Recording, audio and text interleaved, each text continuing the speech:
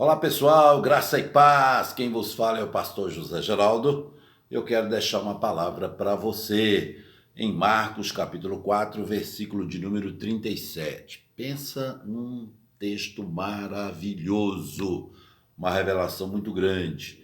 E o que eu digo aqui? A fé vem pelo ouvir a palavra de Deus. Então você que vai ouvir essa mensagem, vai estar nas minhas redes sociais, você pode também enviar para amigos, para as pessoas, elas vão entender perfeitamente essa passagem maravilhosa. Marcos 4:37 nos fala, aí nos versículos subsequentes, vai dizer o seguinte: Jesus Cristo está num barco, descansando, os discípulos estão atravessando um grande lago, é chamado de mar, você vai ver na Bíblia mar, porque naquela época tudo que era muito grande de água era chamado de mar. Mas é um lago, tem 14 quilômetros de comprimento e 21 de largura, ou 21 de comprimento e 14 de largura, me foge aqui agora. E eles estão remando absolutamente tranquila aquela viagem. Nós estamos falando de boa parte aqui desses discípulos acostumado a esse tipo de navegação, de barco, que era o veículo, vou dizer assim, né? A forma de você viajar mais rápido, levado pelo vento, pelas velas, e aí ele consegue atingir uma velocidade significativa. Então, o barco está indo em direção a um outro lado. Que lado é esse?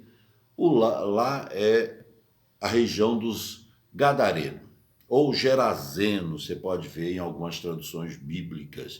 O que acontece? Esse é um povo que não tem muito a ver com Israel. Isso já nos mostra que Jesus já queria atingir um povo gentílico, um povo que não caminha dentro da visão do judaísmo. Pois bem, Jesus Cristo está descansando, mas de repente vem o quê? Uma tempestade. O que é estranho, uma tempestade em um lago não é muito comum. E a água começa então, porque esse vento forte provoca ondas e a água está entrando no barco. E na medida que eles tentam tirar a água de dentro do barco, eles vão se assustando porque se trata de algo espiritual. É as intempéries da natureza, mas é espiritual. Por que é espiritual? Porque ali estão homens experientes como Pedro, Tiago, João e outros demais ali que já fizeram essa travessia, é normal. Mas eles estão assustados. Por quê? Porque é um vento que é muito forte e está provocando ondas e o mar, ou seja, não é o mar, é um lago, mas é chamado de mar, se você ler, é, está agitado. E o que é que eles fazem? Eles fazem algo que todos nós faríamos: correr até Jesus Cristo para resolver essa questão. E Jesus está descansando. É uma viagem tranquila. Ele desperta e ele agora observa toda aquela cena de ventos fortes, ondas, águas entrando dentro do barco. A primeira coisa que ele decide é repreender o vento. Por que tem que ser o vento? É o vento que provoca as ondas. E o mar então vai acalmando, que é um lago, 21 quilômetros, 14 de largura. Mas veja bem, o que é que está por trás das intempéries da natureza? E aí eu me pego e me lembro de Jó. Se você vê o capítulo 1, o capítulo 2 de Jó, na história de Jó, o sofrimento dele, Satanás utiliza das intempéries da natureza para derrubar uma casa onde todos os filhos de Jó estão reunidos, 7 rapazes e 3 moças, e é uma tragédia. Todos eles veio a falecer porque algo aconteceu provocando aquela tempestade, a qual derrubou a casa. Nós encontramos isso no livro de Jó, que é uma cena impressionante. Mas no caso aqui, Jesus Cristo, ele acaba assumindo o controle. Se você está com a vida com muitas tempestades, no seu casamento, saúde, família, negócios, Jesus Cristo é a solução para acalmar a tempestade. Mas ele advertiu também os discípulos e disse: não tendes fé? Ele começa agora a dar uma aula. Por que vocês não têm fé? Por que vocês não resolveram isso? Porque se tratava de uma questão de fé. Então era espiritual. Alguém estava por trás daquele ataque, usando as intempéries da natureza. Acalmado agora, o mar está tranquilo, que é o lago, o vento cessou, o barco então ele consegue chegar na outra região. E quando eles chegam e pisam em terra firme, ou seja, eles estão do outro lado, lado dos Gerazenos ou dos Gadarenos, acontece algo. Um rapaz, ele sai dos sepulcros, olha que incrível, ele sai do sepulcro e ataca o grupo. Ele vai em direção à praia, mas quando ele se depara com Cristo, os demônios que estão ali, eles reconhecem que é Jesus Cristo, o Cristo que está ali. Eles fazem uma declaração que é impressionante, que é uma revelação que eu vou trazer para você. Eles dizem assim: vieste nos atormentar antes da hora? Nós estamos no ano 2022. Agora veja bem, há 2000 anos atrás, mais de 2000 anos atrás, esses demônios já se assustaram com a presença de Cristo, dizendo: você já veio resolver a questão, nos julgar? Eles ficaram assustados. Bom, o que ocorreu? Uma libertação incrível. E ali estava muitos demônios. Tanto que o Senhor Jesus perguntou qual o nome para identificar, e eles não tinham um líder para identificar. Então eles estavam ali aleatoriamente naqueles corpos, sem a presença de um demônio-chefe, de um líder. Eles disseram: não podemos dizer o nosso nome, mas somos uma multidão, uma legião. Então você imagina aí quantos demônios, muito mais do que 1000, muito mais do que 2000, eram muitos demônios no corpo de um rapaz. E qual é a característica de uma pessoa que está possessa? Ela toma atitudes que assusta a comunidade. Primeiro, ele está nu. Isso mostra que é um rapaz com problemas. O que mais? Agressivos, porque atacou os que chegaram na praia. Olha só, violência estava sobre ele. Tem mais uma coisa, falta de juízo, que eu vou mostrar depois, que quando ele se recupera, o juízo volta, que a Bíblia diz assim, ele agora está com juízo. Nos últimos versículos do capítulo, na verdade, na metade do capítulo 5 já fala sobre isso. Mas olha o que interessante, um detalhe aqui, que eu quero que você, que me ouve, que me vê, da seguinte forma, eu quero que você aprenda algo. Esse gadareno, ele pegava pedras pontiagudas, aquelas pedras mais finas na ponta, e se cortava nos braços.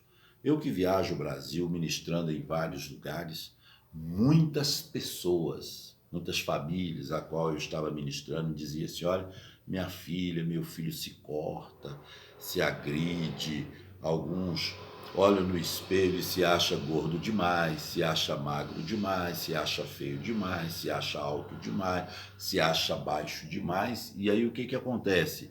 Começa a se agredir. Não é feliz com o corpo que tem. E algumas chegam ao exagero de se mutilar, porque tem uma possessão, tem um espírito agindo aí fortemente. Então esse rapaz, ele tem sérios problemas emocionais, espirituais, ele está longe de casa, a família não está com ele abandonou todo mundo, então é uma possessão terrível na vida desse rapaz. Agora você entende por que alguém provocou uma tempestade em um lago, chamado mar na Bíblia, mas é um lago. Quem é que estava protegendo os seus pupilos? Certamente um líder espiritual maior, uma força maior que tentava impedir, barrar Jesus de chegar até aquela região. Veja como eles se protegem. E a ideia era afundar o barco de Jesus, porque afundando o barco de Jesus, Jesus não chegaria lá. Então agora estamos diante de uma cena incrível.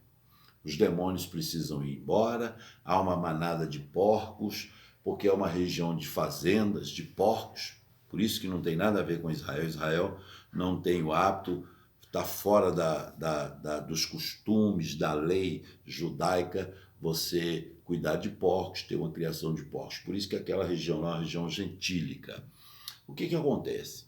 Tem porcos e os demônios estão sufocados com a presença de Cristo, eles então são expulsos e entram naqueles corpos. Curiosamente, eles vão precipitar no chamado mar, que não é mar, que é um lago muito grande, conforme eu já vinha dito para vocês. Então, há uma intenção daqueles demônios de levar aqueles porcos ao suicídio, que foi um suicídio coletivo. Mais uma vez, você identifica forças ocultas aí. E o que acontece? Esse rapaz, ele vai se recuperar. Nós vamos ver no texto, se você ler em casa, que ele aparece depois, quando Jesus está para ir embora, vestido, com o juízo em dia, a cabeça boa, e ele agora quer seguir Jesus Cristo. Ele implora, eu fico imaginando ele do lado do barco, Jesus querendo voltar dessa viagem que ele fez, e ele, não, eu quero te seguir, eu quero ser um discípulo. Jesus não poderia levá-lo. Primeiro, que ele é um gentil. Como é que você leva uma pessoa gentílica para Israel? E ainda alguém envolvido com esses porcos. Ele teria muitos problemas. O que Jesus diz? Jesus então diz, não, vá para os seus, volta para sua casa, para sua família, você tem familiares, vai recomeçar a sua vida e vai testemunhar em Decápolis. Isso é maravilhoso. 10 cidades, Decápolis são 10 cidades. E livros contemporâneos mostram que ele foi um evangelista, um missionário. Eu chego a dizer que ele liderou 10 cidades que ele pôde testemunhar e livre e salvo por Cristo. Esse é o ex-gadareno que virou, posso dizer aqui, um evangelista, porque Cristo disse, vai e testemunha o que Deus fez na sua vida. Que libertação maravilhosa. Eu digo para você que libertação é um ato de amor. Os que trabalham na área de libertação, os missionários, pastores, eles são os mais perseguidos no Brasil, viu? Porque eles libertam pessoas em Cristo Jesus, obviamente, e essas pessoas têm muitas retaliações, igual Jesus teve.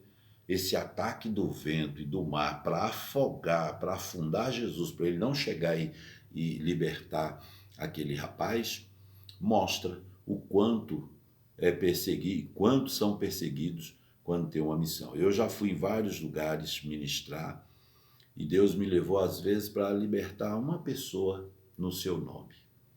Em uma cidade, viajei 500 quilômetros e Deus me deu um entendimento que era para libertar uma pessoa que está dando fruto até o dia de hoje.